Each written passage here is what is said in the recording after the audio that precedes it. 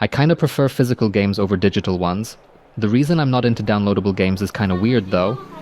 I just think buying digital games is a bit too easy.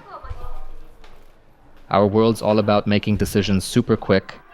Sometimes it's nice not to have to think things through for too long, but the problem kicks in when you can just tap your phone to pay for anything, and you walk into a mall full of stores.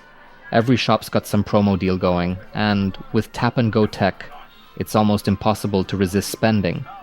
Gone are the days when we had cash in our wallets and had to really think before buying. And yeah, I feel the same way with digital games. Big corporations are just dying for us not to overthink it, to just drop $60 on a license for their flagship game, because for them, that's a better margin. No disc to make, and the resale market slowly fades from the gaming world. What more could they want, right? I get it. Digital games are convenient. When your favorite game drops, no lining up for a physical copy. You just install it from the comfort of home. The thing is, we see the short-term perks, but we miss the long-term downsides. I used to work in a call center for gamers. You wouldn't believe how many calls I got daily from parents who forgot which account they'd installed a game on years ago for their kid, or how many calls I got from players who got hacked and lost access to their games. Tons of players wanted to move a game from one account to another, but company policy, nope, not allowed. Sure, digital games are great, just download the game without loading it up from 5 different discs, but we're ignoring some real issues. The biggest? DRM. Your digital game is usually tied to your account on the platform you use. There's a good chance that over the years, you might stop using that account, maybe you focus on school or you take a break from gaming. But say 5 years down the line, you feel like playing that game you bought for $60. Turns out you've forgotten the password, don't have access to the email tied to the account, and made up a birth date so you could play games you were too young for. Or maybe your memory is sharp, and none of that is a problem? Don't worry, the platform might create one for you by removing your favorite game from the store because the music license expired, or they might shut down the store altogether because they're focused on the latest console. With them, you never really know. My point is, year by year, we're giving corporations more and more control over the games we spend our hard-earned money on. Those same corporations later pump out remasters of these games, and our wallets start looking like they've shed a few pounds on a vegan diet. Digital game will never be what a physical copy is. A game on a cartridge or disc isn't just a cool collectible to deck out your IKEA shelves. It's a real, physical copy of your favorite game, a copy you actually have rights over.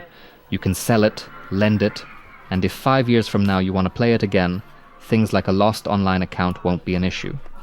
Sure, there's the chance it'll get lost in the attic, but as long as you take care of your collection and know where you're storing it, a physical copy gives you way more control than a downloaded game. Let me give you my favorite example.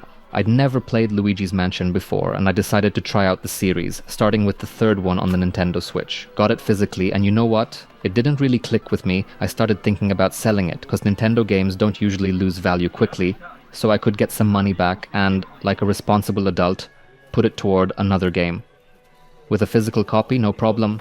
A digital one though, I couldn't sell it and I probably couldn't return it to Nintendo either. I remember reading their store policy and it didn't allow for game returns, so basically I'd just have to make peace with Luigi. So in practice, not only did I buy a product with fewer rights, one I can't show off on my shelf, but also one I can't return if I don't like it. Now, Nintendo's actually pretty good about offering demos for a lot of its games, so you can usually try them out. It's worse when there's no way to test a game and you're looking at dropping a good chunk of change. Watching YouTube videos isn't going to tell you if the game's really your style. Gaming's just a whole different experience. There are stores with good return policies, especially on PC. For example, Steam's known for having a pretty customer-friendly refund policy, but that still doesn't change the main point here. We're moving past the days when you had any real control over a game you buy.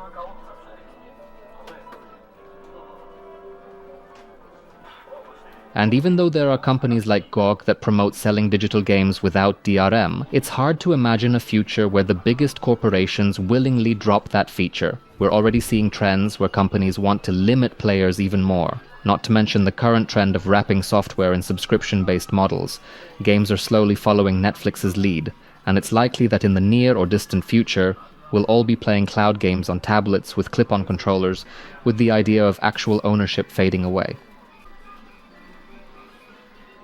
Don't get me wrong, I'm not trying to come off as a conspiracy theorist or a rebel against the corporate world. I'm not exactly the main character from Cyberpunk. I just want to give some context to those considering going digital for game purchases, just because they see sales left and right. And hey, that's part of the issue too.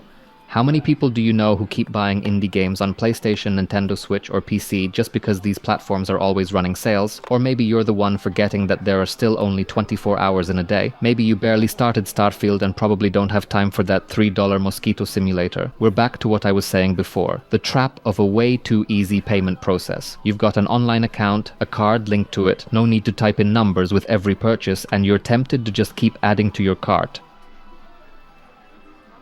Gone are the days when you had one Ninja Gaiden cartridge and played it all year. Businesses know that the console interface is designed to keep you in the store, and the days when a console's main job was to fire up a game after showing off a cool intro are long gone. And that's where my love for physical games comes in, especially retro games. There are still so many of them out there that I could go the rest of my life without buying anything new and still have plenty to play. I always say, if a digital game costs the same as a physical one, then the physical copy is worth more. For the same price, it comes with free room decor. The look of games lined up on your game room shelf is something our kids might never get to experience. Yeah, I know. It's just cheap media and plastic, but somehow, holding a game case takes me straight back to the 90s and 2000s when I was exploring the worlds of the first PlayStation consoles. Not to mention PC big box games, which always make me wonder just how much my parents shelled out back then for a computer, which wasn't exactly easy to get. Of course, the topic doesn't end with retro-boxed games. There are tons of publishers worldwide that still release modern games on cartridges and discs. They're not perfect. They often make a profit off FOMO with limited offers, but these releases let a game escape the online store ecosystem and give it a longer lifespan. The Video Game History Foundation reports that more and more games are vanishing from history because they were never released physically, and the stores where they were available have long since shut down. Most likely there will never be a legal way to access them again, thanks to the mess of licensing issues.